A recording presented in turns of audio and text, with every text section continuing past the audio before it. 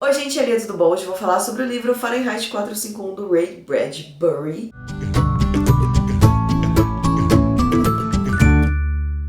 Esse livro aqui eu li por um motivo bem diferente do que eu acho que a maioria das pessoas começou a ler, que foi porque o Stephen King, em alguma das suas entrevistas, falou que lê Ray Bradbury, e porque neste livro aqui, A Dança da Morte, a gente tem um personagem que põe fogo em tudo, então quis ler este livro depois de ler este livro. Faz algum sentido pra vocês? Eu não sabia nada do livro, eu só sabia que tinha a ver com fogo. E aí depois eu vi que Fahrenheit 451 é temperatura em Fahrenheit, que os livros, na verdade, que o papel é queimado. A história é a seguinte aqui, minha gente, é uma distopia, a gente vive num mundo lá pra frente ou lá pra trás, não sei. Esse livro foi escrito em 50 e pouco, então acredito que o Ray Bradbury tenha tido ideia com os nazistas. Eu não sei se antes dos nazistas queimaram livros em massa, assim, tanto quanto os nazistas queimaram. Não sei, mas era a data mais próxima que tinha dele. Acho que tinha, né? Porque queimar livro é a cara da ditadura. Enfim, o livro vai contar a história sobre o Guy Montag, que é um bombeiro.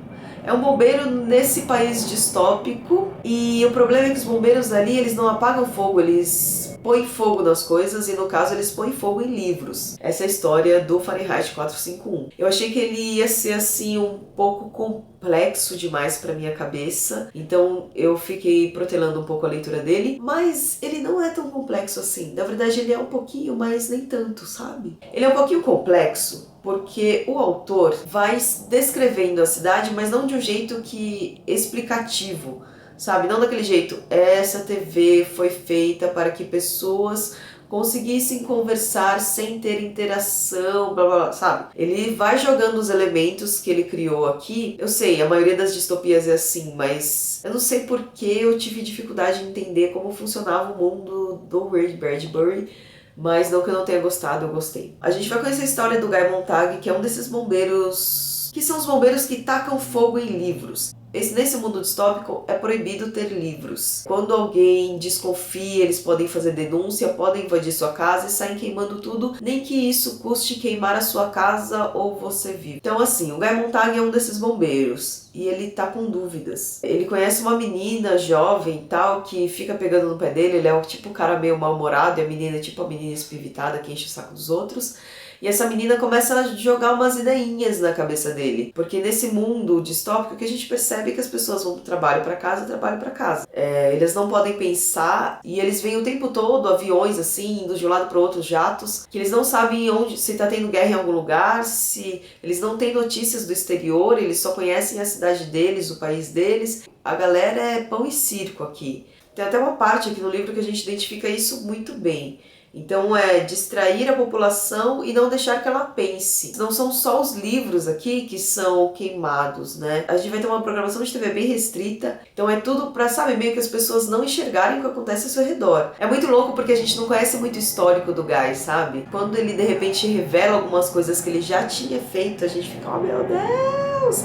Foi um livro que me surpreendeu muito na leitura e a gente vê assim um amor aos livros, mas o Bradbury falou que escreveu não tanto pelo amor aos livros, mas porque ele estava querendo dizer que a influência da televisão é má, só que a gente quase não vê TV aqui.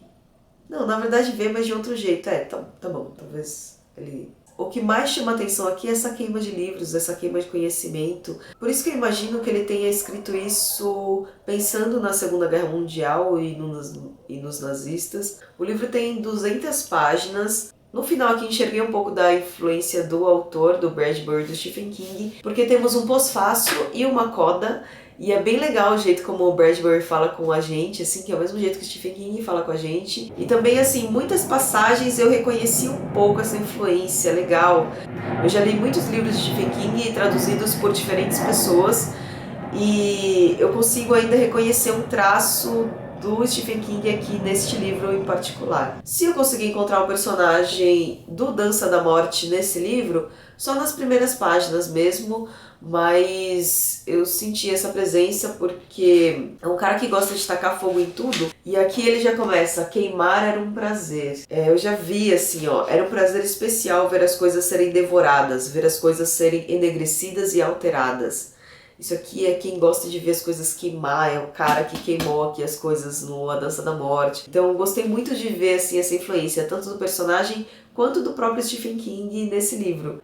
Esse livro poderia ser escrito de uma forma muito mais rápida, mas assim como o Stephen King, ele dá uma enrolada ali para contar algumas coisas. Apesar de que ele não enrola tanto quanto Stephen King, porque se fosse Stephen King teria isso aqui umas 500 páginas e não 200. A gente sente também essas relações frias que a população tem um com o outro, porque o Montag, o Guy Montag, que é o nosso bombeiro, é casado com uma mulher e eles quase não têm uma relação. E sabe, nesse mundo aqui a gente tem especialistas em reverter suicídio. É uma coisa muito louca. Eu queria muito entrar nesse mundo do Fahrenheit 451, mas infelizmente a gente só conhece a história do Guy Montag. Eu não sei se tem outros livros que ele fala desse mesmo país aqui, mas enfim, esse livro é bom demais. E de novo, se você leu essa versão ou qualquer outra versão e tiver um pós-fácil e coda, leia. Porque é muito interessante saber o que assim, o processo de escrita do autor, o que ele achou, o que ele achava, sabe, quais são as verdades sobre a escrita dele, sei lá, tô viajando.